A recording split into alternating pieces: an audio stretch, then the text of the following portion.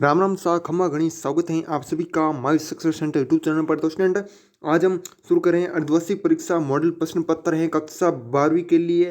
राजनीति विज्ञान का पॉलिटिकल साइंस का पेपर है वो लेकर आ चुके हैं और ये मॉडल प्रश्न पत्र हैं। इसमें आपको ये पता चलेगा कि क्वेश्चन है वो किस प्रकार से आते हैं एग्जाम में और कौन सा क्वेश्चन है वो किस अध्याय से आता है, कितने नंबर का आता है, ये सब कुछ आपको मॉडल प्रश्न पत्र की सहायता से है वो पता है चलता है। तो आइए आज के इस वीडियो को शुरू करते हैं। उससे पहले मैं आपको एक इम्पॉर्टेंट इन्फॉर्मेशन बताता हूँ कि यदि आप इस वीडियो में खंड अ पूरा देखकर छोड़ देते हो तो आपका परीक्षा में मार्क्स कम मिलेंगे। जी हाँ, स्टूडेंट कम मिलेंगे। उसका कारण आपको आगे देखने को मिलेगा और खंड 100 के बिना आपको बहुत बड़ा लॉस होगा।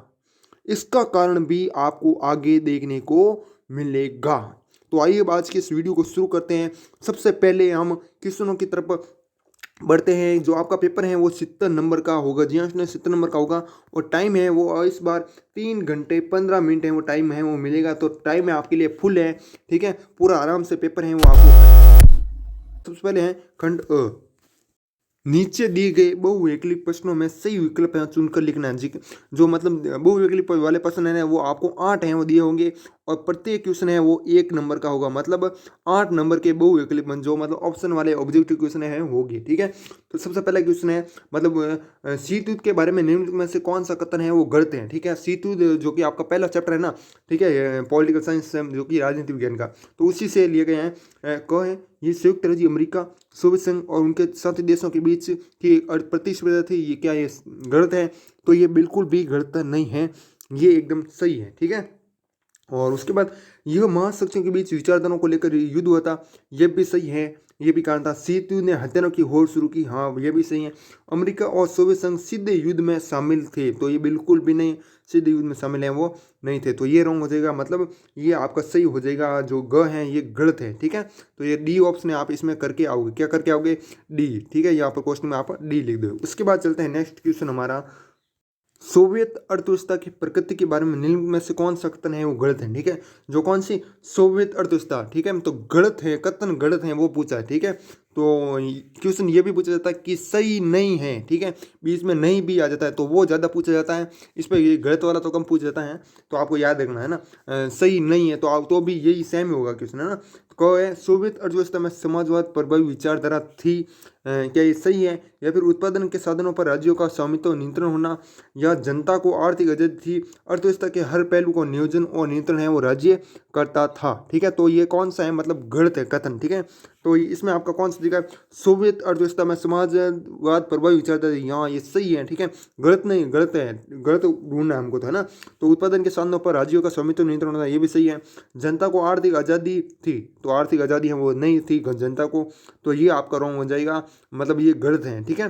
तो पूछा क्या हमें? गलत भी पूछा तो हम ये राइट ही करेंगे ना, तो ग आपका ऑप्शन है वो राइट हो जाएगा। सी ऑप्शन है, ग कहो या फिर स कहो, ठीक है, जो भी कहो आप। उसके बाद निम्नलिखित में से कौन सा सोवियत संघ के विघटन का परिणाम नहीं है, ठीक है, कौन सा परिणाम नहीं है, ठीक है। पूछा क्या है? विघटन का परिणाम है, नहीं पूछा, सिर्फ नहीं पूछा है ना, कई बार बीच में नहीं भी दिया जाता है, तो याद रखना। संयुक्त राज्य अमेरिकी और सोवियत संघ के बीच विचारधारात्मक लड़ाई का अंत क्या ये परिणाम है या फिर नहीं है? मतलब संयुक्त राज्यों के राष्ट्रकुल CIS का जन्म, विश्व वसुधा के शक्ति संतुलन में बदलाव, मध्य पूर्व में संकट, तो कौन सा हो जाएगा आपका?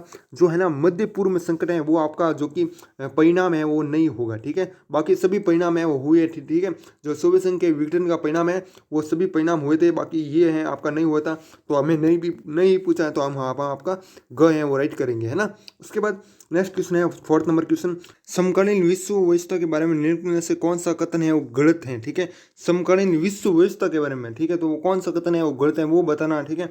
तो ऐसी कोई विश्व सरकार मौजूद नहीं जो देशों के व्यवहार पर अंकुश रख सके। अंतर्राष्ट्रीय मामलों में अमेरिकी का की चलती है, विभिन्न देश एक दूसरे पर बल प्रयोग कर रहे हैं। जो देश अंतर्राष्ट्रीय कानून कर रहे हैं उन्हें संयुक्त राष्ट्र संघ कठोर दंड देता है। तो ये कौन सा इनमें से है वो कथन है वो गलत है वो बताना है, तो ऐसा आपको बताना है। तो इसमें कौन सा ऐसी कोई विश्व सरकार है वो मौजूद नहीं है जो देशों के व्यवहार पर अंकुश रख सके, ये है आपका कथन है वो गलत है, ठीक है। मतलब आपको गलती पूछा तो हम गलती बताएंगे ना, तो ये आपका सही है वो हो जाएगा, मतलब को ऑप्शन आपका हो जाएगा, है ना। उसके बाद नेक्स्ट क्वेश्चन है 1971 के ग्रैंड अलायंस के बारे में कौन सा कथन ठीक है? तो कौन सा कथन ठीक है, सही है, एक ही बात है, ठीक है। तो इसमें क्या है? है ऑप्शन, इसका गठन गैर कम्युनिस्ट और गैर कांग्रेसी दलों ने किया था। इसके पास एक स्पष्ट राजनीतिक तथा विचारधारात्मक कार्यक्रम था। इसका गठन सभी गैर कांग्रेसी दलों ने एकजुट होकर किया था, या फिर उपरोक्त में से कोई नहीं। तो कौन सा जगह? इसका गठन गैर कम्युनिस्ट और गैर कांग्रेसी दलों ने किया था, ठीक है। तो आपका ये ऑप्शन है वो करेक्ट हो जाएगा, ठीक है। निम्नलिखित में से कौन सा तथ्य सुरक्षा परिषद में भारत की स्थायी सदस्यता के प्रस्ताव को ज्यादा वजनदार बनाता है? तो कौन सा ऐसा तथ्य है, ठीक है? परमाणु क्षमता है, या फिर भारत के पास जो कि सुरक्षा परिषद में भारत की स्थायी सदस्यता के प्रस्ताव को ज्यादा वजनदार बनाता है, या फिर भारतीय संयुक्त राष्ट्र संघ के जन्म से ही उसके सदस्य हैं, भारत एशिया में भारत की बढ़ती हुई आर्थिक ताकत और स्थिर राजनीतिक व्यवस्था ये है क्या? फिर तो आपका कौन सा देगा? भारत की बढ़ती हुई आर्थिक ताकत और स्थिर राजनीतिक व्यवस्था है वो, जो मतलब ग ऑप्शन है आपका इसमें है राइट आंसर हो जाए, ठीक है। ये है ना ज़्यादा वजनदार है वो बनाता है। उसके बाद 7 नंबर क्वेश्चन है हमारा, परमाणु प्रौद्योगिकी के शांतिपूर्ण उपयोग और उसकी सुरक्षा संबंधित संयुक्त राष्ट्र संघ की एजेंसी का नाम है। किससे संबंधित है? परमाणु प्रौद्योगिकी के शांतिपूर्ण उपयोग, मतलब इससे संबंधित है जो कि सुरक्षा संबंधित संयुक्त राष्ट्र संघ की एजेंसी का नाम है संयुक्त राष्ट्र संघ निरस्त्रीकरण समिति, अंतर्राष्ट्रीय आणविक ऊर्जा एजेंसी, संयुक्त राष्ट्र संघ अंतर्राष्ट्रीय सुरक्षा समिति, या फिर इनमें से कोई नहीं। तो कौन सा हो जाएगा आपका इसमें? एक बार कमेंट में जरूर बताइएगा इसका आंसर, जो आंसर आपको आता है वो कमेंट में जरूर बताना। तो इसमें कौन सा देगा? को ऑप्शन हो जाएगा संयुक्त राष्ट्र संघ निरस्त्रीकरण समिति, ठीक है। उसके बाद चलते हैं नेक्स्ट क्वेश्चन, विश्व व्यापार संगठन निम्नलिखित में से किस संगठन का उत्तराधिकारी है? तो किसका उत्तराधिकारी है? क है general agreement on trade and traffic, ख है general arrangement on trade and traffic, या फिर ग है विश्व स्वास्थ्य संगठन। तो कौन सा देगा? क ऑप्शन हो जाएगा general agreement on trade and traffic, ठीक है। कौन सा देगा? क ऑप्शन हो जाएगा, ठीक है। और उसके बाद नेक्स्ट क्वेश्चन है हमारा, इसमें एक बात आपने नोट करी होगी कि इसमें ग ऑप्शन है वो नहीं दिए गए, है ना। ग आप मान लीजिएगा कोई भी कि उपरोक्त में से कोई नहीं, ठीक है, उपरोक्त में से कोई नहीं, बाकी इसमें क ऑप्शन है आपका राइट आंसर हो जाएगा, ठीक है। उसके बाद है ये आपके हैं 8 नंबर के क्वेश्चन हैं वो हो चुके हैं, मतलब एक एक नंबर के 8 क्वेश्चन थे जो कि 8 नंबर आपके पूरे में से पूरे आ गए हैं। उसके बाद सेकंड क्वेश्चन है ये आपका 4 नंबर का क्वेश्चन होगा, ठीक है, मतलब सत्य असत्य है वो बताना, ठीक है। तो इसमें क्या है एक बार पूरा देख लीजिए, नीचे महाशक्तियों द्वारा बनाए गए सैन्य संगठनों की विशेषता बताने वाले कुछ कथन दिए, प्रत्येक कथन के सामने सही या गलत का चिन्ह लगाना, ठीक है। गठबंधन के सदस्य देशों को अपने भू क्षेत्र में महाशक्तियों के सैन्य अड्डे के लिए स्थान देना जरूरी था, ठीक है, गठबंधन के लिए, ठीक है। तो हाँ ये बिल्कुल ही है, सही है, ठीक है, तो मतलब ये राइट है, ठीक है। उसके बाद सदस्य देशों को विचारधारा और रणनीति दोनों स्तरों पर महाशक्ति का समर्थन करना था, हाँ ये भी सही है। जब कोई राष्ट्र किसी एक सदस्य देश पर आक्रमण करता है तो इस सभी सदस्य देश पर आक्रमण समझा जाता है, ठीक है, मतलब सभी जो भी देश है ना वो, ठीक है। तो ये भी बिल्कुल सही है, ठीक है। उसके बाद गए महाशक्तियाँ सभी सदस्य देशों को अपने परमाणु हथियार विकसित करने में मदद करती थी। महाशक्तियाँ सभी सदस्य देशों को अपने परमाणु हथियार विकसित करने में मदद करती, तो ये बिल्कुल भी गलत है, ठीक है। मतलब 3 तो आपके सही हो जाएंगे और चौथा है जो कि आपका गलत हो जाएगा, ठीक है। तो 4 है, एक तो असत्य और 3 सत्य, ठीक है। इतना सा आप इसमें कर दोगे और आपको इसमें है 4 नंबर पूरे में से पूरे मिल जाएंगे, ठीक है। क्वेश्चन आपका हो गया है, दूसरा क्वेश्चन सत्य असत्य वाला। उसके बाद जो तीसरा क्वेश्चन है ना वो सुमेलित वाला है ना, सुमेलित करना है आपको, मतलब एक तरफ तो देश दिए हुए हैं और एक तरफ है ना शीत युद्ध के दौरान जो गुट है ना, गुट और गुट दिए गए हैं ना, ये तो आपके गुट हैं और ये है आपके देश, ठीक है, ये देश है आपके, ठीक है। तो इसमें क्या प्रश्न कह रहा है, नीचे कुछ देशों की एक सूची दी गई है, ठीक है, ये सूची है आपको पता है, ये सूची दी गई है, ठीक है। और प्रत्येक सामने लिखिए कि वह शीत युद्ध के दौरान किस गुट से जुड़ा था, किस समय की बात चल रही है, शीत युद्ध जो पहला चैप्टर है ना आपका उसी से लिए गए। तो क है पोलैंड है, पोलैंड है वो किस गुट से जुड़ा था, तो आपको याद रखने के लिए बता दूं, जो है ना पोलैंड है वो साम्यवादी गुट से जुड़ा हुआ था, ठीक है, मतलब जो सोवियत संघ का, ठीक है। और उसके बाद फ्रांस है, वो फ्रांस किससे जुड़ा था, फ्रांस आपको याद रखना पूंजीवादी गुट है ना, जो संयुक्त राज्य अमेरिका है उससे है वो जुड़ा था, किस समय, शीत युद्ध के दौरान। उसके बाद जो जापान है वो जापान भी आपका जो पूंजीवादी गुट है ना उससे हुआ जुड़ा हुआ था। और नाइजीरिया है ना वो हो जाएगा गुट निरपेक्ष आंदोलन, ठीक है, मतलब क का जो कि ब हो जाएगा और ख का स हो जाएगा और ग का आपका द हो जाएगा और जो बड़ा ग है उसका है ना हो जाएगा, ठीक है। इस तरीके से आप है वो कर सकते हो, ठीक है। मैंने पूरा है मिलान है वो कर लिया है आपके सामने, ये इसका और ये उसका, ठीक है। और उसके बाद जो चौथा नंबर है क्वेश्चन, इसमें आपको 4 नंबर है, ये 4 नंबर का क्वेश्चन पूछेगा। और इसके स्थान पर है ना रिक्त स्थानों की पूर्ति वाले क्वेश्चन भी पूछा जा सकता है, जीएस स्टैंड पूछा जा सकता है, और सम्मिलित करने वाला वो भी पूछा जा सकता है ना। तो ये याद रखना। और उसके बाद नीचे वर्णित अतिलोकात्मक प्रश्नों के उत्तर है लगभग 10 से 20 शब्दों में है वो देने हैं, ठीक है। मतलब ये क्वेश्चन है वो आपके एक एक नंबर के अब शुरू हो गए। प्रत्येक मतलब पहला क्वेश्चन है, प्रत्येक प्रतिस्पर्धी गुट से कम 3 देशों की पहचान कीजिए। तो 3 देशों की पहचान करनी है, किसमें? प्रत्येक प्रतिस्पर्धा गुट में, है ना। तो 3 देशों की पहचान कौन कौन सी? एक तो नाटो सदस्य में ना, नाटो सदस्य में कौन कौन से हैं ये तो आपको याद रखना। आप एक बार लिख दोगे नाटो, और उसके बाद है ना देश लगा दोगे, और फिर लिखोगे नॉर्वे, ठीक है। क्या लिखोगे? नॉर्वे, इटली, स्पेन, और फिर ये इतना लिख दिया, और नाटो में इतना लिख दिया। फिर वार्सा है ना, वार्सा पैक्ट सदस्य में इसमें इसमें क्या लिखोगे? एक तो आपका पोलैंड है, और एक रोमानिया है, और एक चेको स्लोविया, है ना। ये भी आप लिख दो, चेको स्लोवाकिया, है ना, ये लिख दोगे। प्रत्येक प्रतिस्पर्धी गुट में कम से कम 3 देशों की पहचान है वो होगी, है ना। प्रतिस्पर्धी गुट थे दो थे, ठीक है। कौन कौन से? एक तो नाटो सदस्य और एक वार्सा पैक्ट सदस्य। नाटो सदस्य में हमने 3 बता दिए, नॉर्वे, इटली, स्पेन, ठीक है। और वार्सा पैक्ट सदस्य में कौन कौन? पोलैंड, रोमानिया या और चेकोस्लोवाकिया, है ना। तो ये आप इसमें लिख दोगे। उसके बाद सेकंड क्वेश्चन है, उत्तरी और दक्षिणी कोरिया अभी तक क्यों विभाजित? जो उत्तरी और दक्षिणी कोरिया है ना, वो अभी तक क्यों विभाजित, जबकि शीत युद्ध के दौर के बाकी विभाजन मिट गए हैं? क्या कोरिया के लोग चाहते हैं कि विभाजन है वो बना रहे? तो क्या चाहते हैं, सब कुछ मैं बताऊंगा। कि उत्तरी मतलब जो है ना राजनीतिक महत्वाकांक्षा के चलते दोनों देश अभी तक विभाजित हैं। हालांकि कोरिया के लोग विभाजन के पक्षधर हैं वो नहीं है, ठीक है। मतलब ये राजनीतिक महत्वाकांक्षा के चलते दोनों देश हैं अभी तक विभाजित हैं, ये कारण है, ठीक है। और वो लोग क्या चाहते हैं कि मतलब इसके पक्षधर नहीं है, हालांकि कोरिया के लोग विभाजन के पक्षधर नहीं है। तो इसमें आप इतना लिख दोगे ना। उसके बाद जो थर्ड नंबर है इसमें भी आपका 1 नंबर मिल गया, और इसमें भी मिल गया अब, है ना। सोवियत और अमेरिकी दोनों खेमों के शीत युद्ध के दौरों के दो देशों को चुने, ठीक है। कब कब की बात है? सोवियत और अमेरिकी, ठीक है। जो दो संघ है ना, आपको मैंने बताया था 2 संघ है, ठीक है। यहाँ मिलान वाला कराया था ना, सोवियत वाला पूंजीवाद गुटन, और एक और करिए सोवियत संघ वाला, है ना। तो उसमें ये उसी से रिलेटेड प्रश्न है कि सोवियत और अमेरिकी दोनों खेमों के शीत युद्ध के दौरान के दो देशों को चुने। तो 2 देशों का नाम क्या है? सोवियत खेमे के देश है, एक सोवियत संघ है आपका हो गया, ठीक है। सोवियत से सोवियत, और अमेरिकी से संयुक्त राज्य अमेरिका, है ना। और इसमें सोवियत संघ में क्या लिखोगे? सोवियत खेमे के देश में लिखोगे सोवियत संघ, एक पोलैंड लिखोगे, एक और एक हंगरी, ठीक है। और एक रोमानिया, एक पूर्वी जर्मनी, ठीक है। 2 देशों में नाम लिखेंगे, लेकिन मैंने आपको 5 बता दिए। और उसके बाद सेकंड है अमेरिकी खेमे के देश में क्या लिखोगे? एक तो संयुक्त राज्य अमेरिका लिख दोगे, अमेरिका में अमेरिका, और ब्रिटेन, पश्चिमी जर्मनी, और इटली, और फ्रांस, ठीक है।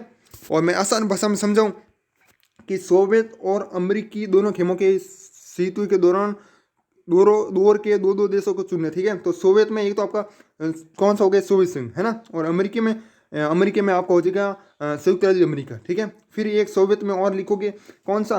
पूर्वी जर्मनी, ठीक है। पूर्वी जर्मनी, इसमें वापस आपका पश्चिमी जर्मनी, है ना। तो ये 2 देशों के नाम हो गए, आसान से आपको ट्रिक्स से याद करना है। एक तो आपका, ठीक है। तो ये भी क्वेश्चन है हो चुका है, मैं 2-3 बार रिपीट करूंगा तो आप बोर हो जाओगे। उसके बाद है भारत तथा श्रीलंका में कितने प्रतिशत लोग लोकतंत्र को एक श्रेष्ठ प्रणाली है वो मानते हैं? भारत और श्रीलंका, ठीक है, दोनों देशों की बात चल रही है। तो भारत में 70% तथा श्रीलंका में 71% लोकतंत्र को तानाशाही से श्रेष्ठ प्रणाली है वो मानते हैं। कितना प्रतिशत मानते हैं तो हमें पूछ लिया। तो भारत के लिए तो भारत वाले तो 70% और श्रीलंका वाले 71% है वो तानाशाही के मतलब से अच्छा मानते हैं किसको? इस प्रणाली को, लोकतंत्र को, है ना। हमारे भी यहाँ पर भी लोकतंत्र है ना, तो ये याद रखना। उसके बाद सुरक्षा परिषद के क्या कार्य हैं? कोई 2 कार्य लिखे। सुरक्षा परिषद है ना, उसके क्या कार्य हैं? कोई 2 कार्य ही लिखने सिर्फ आपको, है ना।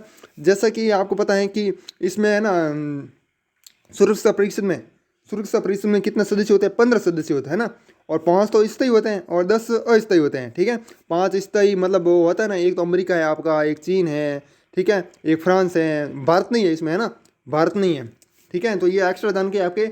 और सुरक्षा परिषद के क्या कार्य हैं? तो कार्य में आपके लिखोगे सुरक्षा परिषद अपने आंतरिक मामलों का स्वयं निर्णय है वो करती हैं, जो भी आंतरिक मामले हैं उसका निर्णय है कौन करती है, खुद ही करती है, ठीक है। मतलब ये 5 देश होते हैं इसमें, है ना, 15 सदस्य होते हैं लेकिन 5 तो इससे ही होते हैं, ठीक है। वो कोई भी निर्णय करना वो ही करते हैं सिर्फ, है ना। उसके बाद सेकंड पॉइंट लिखोगे कि सुरक्षा परिषद शांति भंग करने वाले किसी भी देश के विरुद्ध कठोर कार्रवाई है वो कर सकती है, ठीक है। सुरक्षा परिषद में ये आते हैं, अमेरिका है हमारा, ठीक है, और एक आपका चीन है, एक है फ्रांस है, एक रूस है, ठीक है। तो 500 देशों के नाम एक बार कमेंट में लिख दीजिएगा, 500 देशों के नाम। ये हो गया आपका क्वेश्चन। उसके बाद आसियान क्षेत्रीय मंच, ARF के सदस्य हैं वो कौन है, ठीक है। तो ARF के सदस्य मतलब आसियान क्षेत्रीय मंच, ठीक है, के सदस्य आसियान के 10 देश तथा उसके सहयोगी सदस्य देश है, ठीक है। मतलब ये आपको इसमें लिख दोगे, ARF की स्थापना आसियान के देशों की सुरक्षा तथा विदेशी नीतियों में तालमेल बनाने के उद्देश्य से 1944 में की गई थी। इतना साफ है, इसमें लिख दो आसियान क्षेत्र मंच ARF के सदस्य कौन कौन है। इसमें 10 देश है और उसके सहयोगी सदस्य देश है, ठीक है। तो इतना साफ इसमें लिख सकते हो आराम से। उसके बाद जो 7 नंबर क्वेश्चन है, 1992 में भारत और चीन के बीच और को लेकर सीमावर्ती लड़ी हुई थी। किसको लेकर लड़ी हुई थी, ठीक है, किसको लेकर लड़ी हुई थी 1992 में भारत और चीन के बीच। एक तो आपको है ना अरुणाचल, यहाँ तो लिख दोगे कि अरुणाचल, और यहाँ पर लिख दोगे लद्दाख। क्या लिख दोगे, लद्दाख। 1992 में भारत और चीन के बीच अरुणाचल और लद्दाख को लेकर सीमावर्ती लड़ाई हुई थी, ठीक है। इतना साफ इसमें लिख सकते हो। और ये भी आपका मोस्ट इंपॉर्टेंट क्वेश्चन है एक तरीके से आप कह सकते हो। उसके बाद जो 8 नंबर क्वेश्चन है बहुत ही अच्छी तरीके से समझाऊंगा बेटा। और जो है ना इतिहास का पेपर है वो आपको हमारे यूट्यूब चैनल पर मिल जाएगा, कक्षा 12वीं इतिहास का, उसका लिंक डिस्क्रिप्शन में मिल जाएगा। नोट नहीं देखा तो देख लेना, उसमें भी इसी तरह मोस्ट इंपॉर्टेंट बताए हैं, ठीक है। मतलब जो जो क्वेश्चन है सब भी बताए हैं। और उसके बाद परंपरागत और अपारंपरिक सुरक्षा में अंतर क्या है, कोई 2 अंतर हैं वो लिखने हैं, ठीक है। मोस्ट इंपॉर्टेंट क्वेश्चन है, मोस्ट इंपॉर्टेंट सभी जिलों में के लिए मोस्ट इंपॉर्टेंट क्वेश्चन है। परंपरागत और अपारंपरिक सुरक्षा में 2 अंतर बताने हैं। तो परंपरागत में आप क्या लिखोगे, परंपरागत सुरक्षा की धारणा का संबंध मुख्यतः बाहरी खतरों से होता है। मतलब जो परंपरागत सुरक्षा होती है ना उसका संबंध किससे है, जो बाहरी खतरे होते हैं ना उससे, ठीक है। लेकिन अपरंपरागत में क्या होगा कि अपारंपरिक सुरक्षा की धारणा का संबंध न केवल बाहरी खतरों से है बल्कि अन्य खतरे हैं को भी सम्मिलित किया जाता है। मतलब जो दूसरे खतरे हैं उनको भी हैं इसमें है और सम्मिलित किया जाता है अपारंपरिक सुरक्षा में। लेकिन परंपरागत में सिर्फ है ना जो बाहरी खतरे होते हैं उन्हीं से होता संबंध, ठीक है। तो ये आप इसमें लिख दोगे, एक अंतर तो आपका हो गया, ठीक है।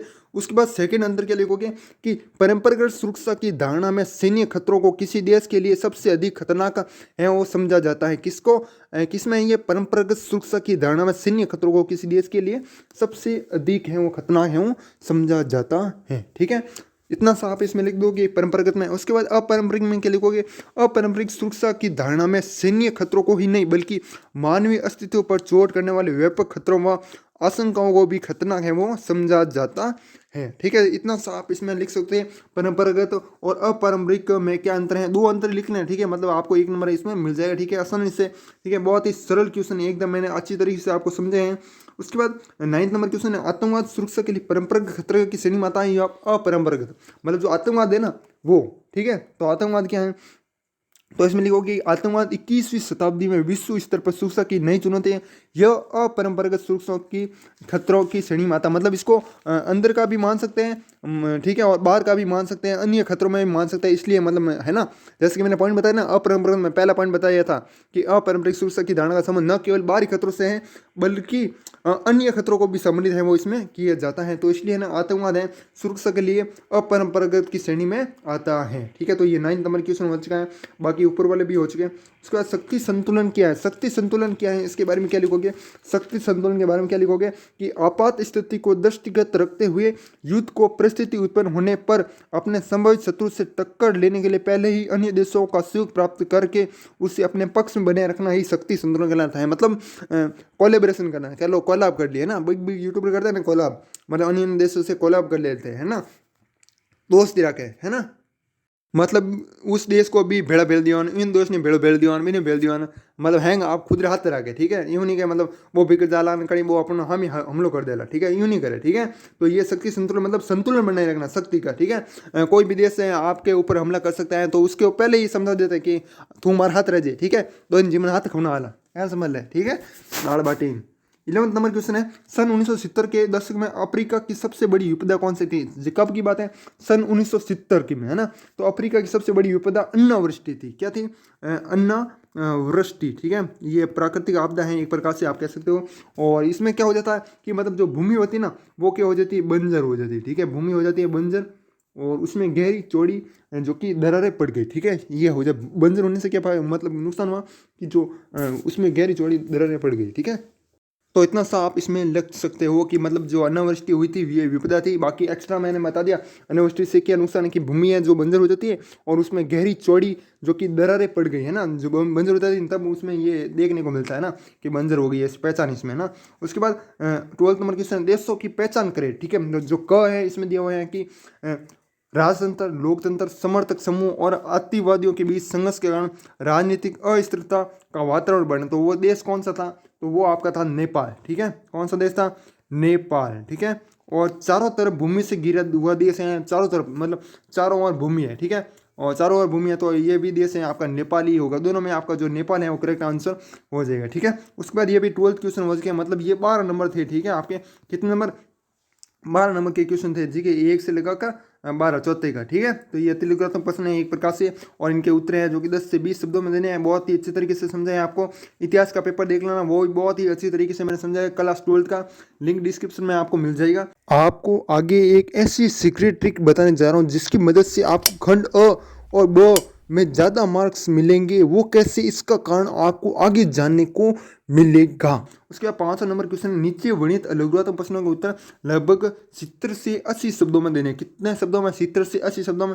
वो ऊपर वाला था वो तो 10 से 20 शब्दों में, लेकिन इसको थोड़ा बहुत ही बढ़ा चढ़ा कर हमको लिखना है। ठीक है, तो पहला क्वेश्चन है आपके सामने कि सोवियत अर्थव्यवस्था, सोवियत अर्थव्यवस्था को किसी पूंजीवादी देश, पूंजीवादी देश है ना आपका, जैसे हमारा है संयुक्त राज्य अमेरिका है ना, पूंजीवादी देश है ना संयुक्त राज्य। सोवियत अर्थव्यवस्था उसका उल्टा है ना, सोवियत अर्थव्यवस्था है को किसी पूंजीवादी देश जैसे संयुक्त राज्य अमेरिका की अर्थव्यवस्था से अलग करने वाले किन 3 विशेषताओं का जिक्र करें। मतलब जो संयुक्त राज्य अमेरिका है ना वो पूंजीवादी देश क्यों है, उसकी मतलब क्या क्या बातें ऐसी जिस कारण वो पूंजीवादी देश है, वो बातें हैं वो लिखनी है। ठीक है, तो इसमें है ना क्या लिखोगे? आपको पता है सोवियत संघ में समाजवादी व्यवस्था को अपनाया गया, जो सोवियत संघ था ना उसको। ठीक है, उसमें, लेकिन जबकि अमेरिका ने पूंजीवादी व्यवस्था को अपनाया, सोवियत अर्थव्यवस्था को पूंजीवादी देश जैसे संयुक्त राज्य अमेरिका है। ठीक है आपका, तो इसमें पहला पॉइंट है वो क्या लिखोगे? पहला पॉइंट लिखोगे कि सोवियत अर्थव्यवस्था पूंजीवादी देशों की अर्थव्यवस्था से भिन्न है। ठीक है, मतलब अलग है बहुत ही, और क्योंकि इसमें उद्योगों को अधिक महत्व नहीं दिया गया। ठीक है, मतलब जो सोवियत अर्थव्यवस्था है ना उसमें तो उद्योगों को अधिक महत्व है वो नहीं दिया गया। हमारे भारत में भी नहीं है ऐसा। ठीक है, भारत भी पूंजीवादी देश थोड़ी है। ठीक है, तो उद्योगों को इतना महत्व नहीं देगा, लेकिन जो अमेरिका है ना वो उन्होंने उद्योगों को अधिक महत्व दिया, इसलिए वो है ना पूंजीवादी देश हैं। जब ठीक है, जबकि पूंजीवादी देशों में विशेषकर संयुक्त राज्य अमेरिका में उद्योग धंधों को विशेष महत्व दिया गया। ठीक है, किसको? उद्योग धंधों को विशेष है वो महत्व दिया गया, इसलिए वो पूंजीवादी देश हैं। एक तो आप ये पॉइंट है वो लिख दोगे। ठीक है, पहला पॉइंट हो गया।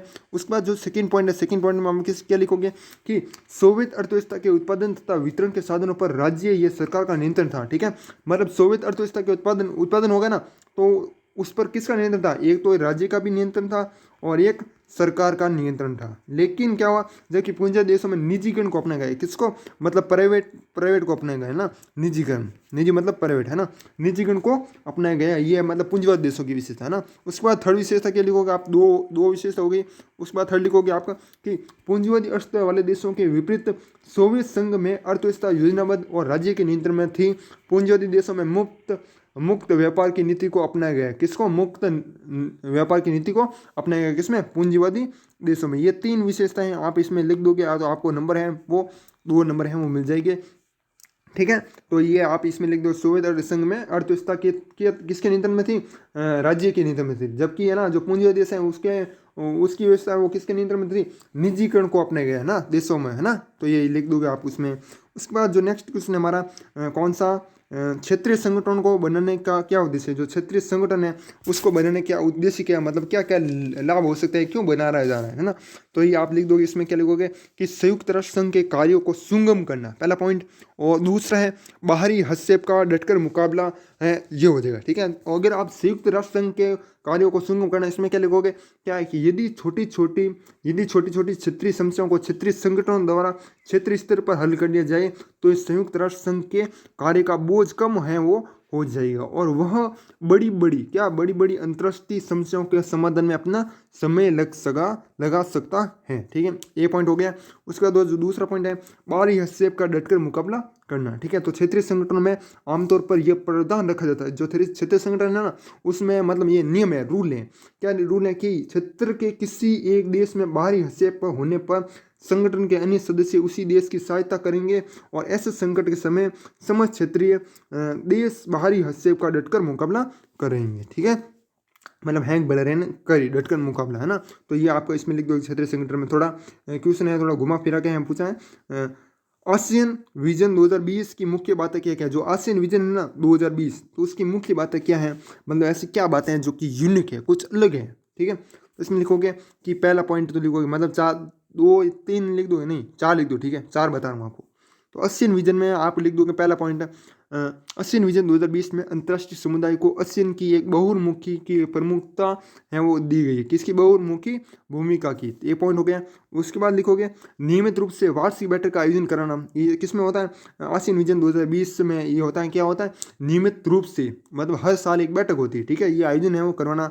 और तीसरा लिख दोगे एशियाई देशों के साथ व्यापार, जो एशिया के देश हैं उसके साथ क्या होता है, व्यापार और निवेश, मतलब निवेश मामलों की ओर ध्यान है वो देना। ठीक है, ये मतलब आसियान विजन 2020 की मुख्य बातें हैं। तो 3 पॉइंट हो गया। उसके बाद चौथा पॉइंट है, आप क्या लिखोगे, आसियान की असली ताकत अपने सदस्य देशों, सहभागी सदस्यों और बाकी गैर क्षेत्रीय संगठनों के बीच निरंतर संवाद और परामर्श करने की नीति में है। ठीक है, 2 3 पॉइंट आपको मैंने अच्छे से समझा दिए हैं। और ठीक है, उसके बाद नेक्स्ट क्वेश्चन है हमारा, जो कि इसमें आप क्या लिखोगे, ये कौन सा क्वेश्चन, तीसरा आप कहोगे। चौथा क्वेश्चन है नेक्स्ट, ऐसे मुद्दों और समस्याओं के नाम लिखे, कैसे नाम लिखने हैं जिन्हें सुलझाना किसी एक देश के लिए संभव है वो नहीं है। ठीक है, ऐसे मुद्दों की समस्याओं की सूची के नाम बताना, जैसे कोई युद्ध है, ठीक है, तो युद्ध को रोकना किसी एक देश के लिए संभव है क्या, जैसे अभी हमारा रूस और यूक्रेन के बीच चल रहा है, तो वो किसी एक देश रोक सकता है, कोई भारत रोक सकता है क्या, नहीं रोक सकता ना। 5 10 देश मिलेंगे तो ही रोक सकता है। आतंकवाद है, जिससे आतंकी हमले होते हैं, तो क्या वो एक देश सुलझा सकता है, तो ऐसे है ना देशों के मतलब समस्याओं के नाम लिखना है जिन्हें सुलझाना किसी एक देश के लिए संभव नहीं है और जिनके लिए एक अंतर्राष्ट्रीय संगठन की जरूरत है। ठीक है, तो ऐसे है मतलब नाम लिखने हैं। तो एक तो आपको हो गया आतंकवाद हो गया, एक है युद्ध को रोकना, 2 पॉइंट मैं बता दिए। एक महामारी है जैसे कोरोना है जैसे, ठीक है, और भूकंप है, सुनामी, बाढ़ आदि। और एक वैश्विक ताप वृद्धि को रोकना, अंतर्राष्ट्रीय विवादों का शांतिपूर्ण समाधान, जो अंतर्राष्ट्रीय विवाद होते हैं, ठीक है, तो उनका प्राकृतिक आपदाएं हैं जैसे ज्वालामुखी, विस्फोट, भूकंप, सुनामी, बाढ़ आदि, है ना। तो ये आप आराम से हैं इसमें कर सकते हो। ठीक है, चौथा क्वेश्चन भी आपका हो गया और इसमें 2 नंबर आपको मिल ही गए। मैंने दे दिया, आपको टेंशन समझ लो। शक्ति संतुलन बनाए रखने के 2 उपाय बताए, जो शक्ति संतुलन है उसको बनाए रखने के लिए 2 उपाय बताने हैं। तो 2 उपाय क्या लिखोगे कि गठबंधन बनाना, शक्ति संतुलन बनाए रखने के प्रमुख तरीका गठबंधन बनाना है। ठीक है, क्या है, मतलब गठबंधन, कोई देश अन्य देश या देशों से गठबंधन करके अपनी शक्ति को बढ़ा लेता है। ठीक है, मतलब जैसा मैंने कोलेब्रेशन बताया कि मतलब थुई मारा तालन हैंग तालन कौन बढ़े। ठीक है, थारे दोस्त आपके भी दोस्त हो गए, तो दोस्त मिलकर मतलब कुछ अच्छा कर सकते हो ना। तो इसी तरह मतलब शक्ति संतुलन बने रखने के लिए मतलब करना पड़ता है। जैसे मोदी जी हमारे अलग अलग देश घूमते हैं ना, अमेरिका भी घूमते हैं, ठीक है, और रूस इराक है, अमेरिका से भी रखते हैं, ठीक है, दोस्ती रखते हैं ना। तो इस तरीके से मतलब ये शक्ति संतुलन बने रखने के जो उपाय है, ठीक है, तो उपाय में लिख दिया आपने गठबंधन बनाना। ठीक है, गठबंधन बनाना जैसे कांग्रेस बीजेपी है वो गठबंधन बनाती है ना, इसी प्रकार ये भी आप इसमें आराम से कर सकते हो। ठीक है, और अपनी शक्ति को बढ़ा लेते हैं। ठीक है, और फलस्वरूप क्षेत्र विशेष में शक्ति संतुलन बना रहता है, जो किसमें, क्षेत्र में, है ना। उसके बाद ये आपका हो गया, भारत में बिकने वाली चीन की बनी बहुत सी चीज़ें की तस्करी होती है, क्या वैश्वीकरण के चलते तस्करी होती है। ठीक है, जो आपका वैश्वीकरण वाला चैप्टर है ना, उससे हैं ये लिए गए। ठीक है, इसमें क्या लिखोगे कि भारत में बिकने वाली चीन की बनी हुई बहुत सी चीज़ें क्या लिखोगे कि वैश्वीकरण के कारण संपूर्ण विश्व में वस्तुओं के व्यापार में वृद्धि हुई है, लेकिन वैश्वीकरण के कारण आयात प्रतिबंधों में कमी होने के कारण तस्करी में कमी हुई, न कि वृद्धि। ठीक है, क्या हुई, मतलब हमें ये पूछा ना कि कमी हुई भी फिर ज़्यादा हुई। ठीक है, तो आप ये क्या लिखोगे, कमी हुई, ठीक है, न कि वृद्धि। और तस्करी के अनेक कारण हो सकते हैं जिसमें क्रय विक्रय का वो आयकर आदि प्रमुख है, जो मतलब लेनो देनो बिनो जाएंगे रहे। ठीक है, क्या होता है, वैश्वीकरण के चलते तस्करी होती है। ठीक है, तो ये आप इतना सा इसमें लिख दोगे। उसके बाद एट्थ है विश्वव्यापी पारस्परिक जुड़ाव है वो क्या है, विश्वव्यापी पारस्परिक जुड़ाव है क्या है। तो इसमें आप क्या लिखोगे, विश्वव्यापी पारस्परिक जुड़ाव वैश्वीकरण की सबसे महत्वपूर्ण विशेषता है। ठीक है, तो ये भी वैश्वीकरण जो चैप्टर है उससे से ली गए। वस्तुतः वैश्वीकरण के अंतर्गत देशों व क्षेत्रों के मध्य विश्व स्तर पर विचारों, पूंजी, वस्तु तथा व्यक्तियों का पर्व बढ़ जाता है, मतलब आदान प्रदान। और वैश्वीकरण में इस पर्व की गति तीव्र तथा इसके प्रसार के धरातल विस्तृत होता है, यही वैश्वीकरण की पहचान है। जब इस प्रकार से विश्वव्यापी प्रभाव निरंतर चलता रहता है तो देशों व समूह के मध्य विश्वव्यापी प्रभाव है निरंतर चलता रहता है। ठीक है, जो विश्वव्यापी प्रभाव है ना वो निरंतर चलता रहता है, मतलब पारस्परिक, मतलब जुड़ रहे हो है ना इंटरनेट से। ठीक है, उदाहरण के तौर पर आप बता रहा हूँ। तो देशों व समूह के मध्य विश्वव्यापी पारस्परिक जुड़ाव की स्थिति उत्पन्न है वो होती है। इतना सा आप इसमें लिख सकते हो। उसके बाद जो 8th क्वेश्चन है ये तो आपका इंपॉर्टेंट क्वेश्चन है, इस प्रकार से मान सकते हो। और इसका ज़्यादा समझ में नहीं आया तो किताब से एक बार ढूंढ लेना, जितना हो सके मैं आपको समझाने की कोशिश कर रहा हूँ। उसके बाद 8 नंबर क्वेश्चन हमारा, 8 नंबर क्या है, संयुक्त राज्य अमेरिका की जनसंख्या अपने देश के मुकाबले 1/4 कितनी है, 1/4। ठीक है, लेकिन वहाँ 50 राज्य, ठीक है, क्या है 50, मतलब भारत की जनसंख्या तो क्या है ज़्यादा। ठीक है, भारत की जनसंख्या तो ज़्यादा है, लेकिन जो अमेरिका है वहाँ संयुक्त राज्य अमेरिका है उनकी जनसंख्या कम है। ठीक है, लेकिन वहाँ फिर भी राज्य हैं वो 50 राज्य, लेकिन वहाँ पर कितना 50 राज्य। भारत में 100 से भी ज़्यादा राज्य क्यों नहीं हो सकते, क्या कारण है जिसकी वजह से भारत में 100 से भी ज़्यादा राज्य है वो नहीं हो सकते। एक तो कारण आप लिख सकते हो कि मतलब भारत का क्षेत्रफल है ना वो अमेरिका के मुकाबले ना कम है। ठीक है, क्या है, अमेरिका के मुकाबले क्या है, भारत का क्षेत्रफल कम है, इसलिए मतलब राज्य ज़्यादा नहीं बना सकते। ठीक है, और अलग अलग भाषा हैं, ठीक है, अलग अलग भाषा हैं उनको भी ज़्यादा है वो नहीं कर सकते। ठीक है, तो इसमें आप क्या लिखोगे कि संयुक्त राज्य अमेरिका का क्षेत्रफल कितना है, जो 58,33,520 है, कितना है 58,33,520 है वो वर्ग किलोमीटर है। ठीक है, क्षेत्रफल की दृष्टि से विश्व का कितना है, चौथा देश है। ठीक है, और भारत कौन सा है, भारत 7वां देश है ना, जबकि अमेरिका है जो कि संयुक्त राज्य अमेरिका चौथा देश है, और ये विश्व का चौथा विशाल देश है। ये विश्व के विशालतम औद्योगिक उत्पादक में से एक है, मतलब आपको बताया मैंने उद्योग ज़्यादा चलता है वहाँ पर। एक तथा विकसित अर्थव्यवस्था वाला देश है, मतलब जो विकसित हो चुका है, लेकिन भारत क्या है, ये विकासशील देश है। भारत क्या है, विकासशील देश है ना, तो इसलिए तो मतलब इतने राज्य हैं वो नहीं हो सकते, मतलब विकासशील मतलब विकास कर रहा है, विकास की ओर चल रहा है ना। तो ये विश्व के विशालतम औद्योगिक उत्पादन में से एक तथा विकसित अर्थव्यवस्था वाला देश है। यहाँ के प्रत्येक राज्य का अपना अपना संविधान है, मतलब जो राज्य है ना कहाँ पर, ये तो संयुक्त राज्य अमेरिका ना वहाँ पर की बात चल रही है ना, तो वहाँ पर अपना अपना संविधान है। भारत का क्षेत्रफल कितना है, 32,87,263 वर्ग किलोमीटर, ये है भारत का क्षेत्रफल। ये विश्व का 7वां विशालतम देश है, जैसे कि मैंने बता दिया। और क्या है, यद्यपि संयुक्त राज्य अमेरिका की जनसंख्या भारत के मुकाबले 1/4 है। ठीक है, मतलब वहाँ पर जनसंख्या कम है, 1/4 है। ठीक है, तथा वहाँ 50 राज्य, परंतु संयुक्त राज्य अमेरिका का क्षेत्रफल भारत के मुकाबले बहुत अधिक है। ठीक है, तो इसलिए हो गए मैंने जैसे कि बता दिया। और वहीं दूसरी ओर भारत एक विकासशील राष्ट्र है और यहाँ जनसंख्या का दबाव भी बहुत अधिक है, मतलब जनसंख्या का दबाव भी बहुत अधिक है। चीन को भी पीछे छोड़ रहा है, चीन को भी। ठीक है, अब चीन को पीछे छोड़ देगा। ठीक है, भारत कौन छोड़ देगा, भारत है वो चीन को भी पीछे छोड़ देगा, मतलब दूसरा नंबर है वो राष्ट्र है हमारा, जो कि जनसंख्या की दृष्टि से है ना, क्षेत्रफल की दृष्टि से तो 7वां है और जनसंख्या की दृष्टि से दूसरा है। ठीक है, और पहला है जो कि जनसंख्या की दृष्टि से चीन है। ठीक है, तो ये मतलब पीछे छोड़ देगा। अतः यहाँ 100 से भी ज़्यादा राज्य नहीं हो सकते, क्योंकि राज्यों के लिए जनसंख्या नहीं, वरन पर्याप्त क्षेत्रफल होना चाहिए, आर्थिक संसाधन होना चाहिए, संस्कृति, भाषा, शैक्षणिक स्तर, मतलब जो शिक्षा है वो होनी चाहिए, तथा निश्चित भूभाग भी होना चाहिए। ठीक है, मोस्ट इंपॉर्टेंट क्वेश्चन है, बहुत ही अच्छे तरीके से मैंने समझाया, इसको वापस है वो याद करने की जरूरत ही नहीं पड़ेगी आपको, आराम से एग्जाम में उसमें लिख सकते हो, छाप सकते हो, कम से कम 1.5-2 पत्ते आराम से भर सकते हो आप, है ना। राज्य पुनर्गठन आयोग का क्या काम, मतलब राज्य पुनर्गठन आयोग का काम क्या था, इसकी प्रमुख सिफारिश है वो क्या थी। ठीक है, तो सिफारिश क्या थी और काम है वो क्या था, इसमें आप क्या लिखोगे कि केंद्र सरकार ने, क्या लिखोगे कि केंद्र सरकार ने सन 1953 में भाषा के आधार पर राज्यों के पुनर्गठन के लिए एक आयोग बनाया। ठीक है, कौन सा, राज्य पुनर्गठन आयोग। फजल अली है इसकी अध्यक्षता में गठित इस आयोग का कार्य राज्यों के सीमांकन के मामले पर कार्रवाई करना था। मतलब राज्य पुनर्गठन मतलब आप मान लो कि राज्य का पुनर्गठन करना, कोई राज्य नए बनाना है या नहीं, ठीक है, किसको कितना लंबा करना है वो सब है ना। तो इसने अपनी रिपोर्ट में स्वीकार किया कि राज्यों की सीमाओं का निर्धारण वहाँ बोली जाने वाली भाषा के आधार पर होना चाहिए, मतलब एक तो भाषाएँ हैं, ठीक है, और संस्कृति किस प्रकार से है, मतलब वो, ठीक है, मान सकते हो। और इस आयोग की प्रमुख सिफारिश क्या क्या है, तो सिफारिश में 4 पॉइंट 2-3 पॉइंट आप लिख दोगे कि भारत की एकता और सुरक्षा की व्यवस्था बनी रहनी चाहिए, मतलब भाषा के आधार पर ना राज्य बनाए ना, तो भी है ना वो क्या होना चाहिए, भारत की एकता व सुरक्षा व्यवस्था बनी रहनी चाहिए, अखंडता का भी ध्यान है ना।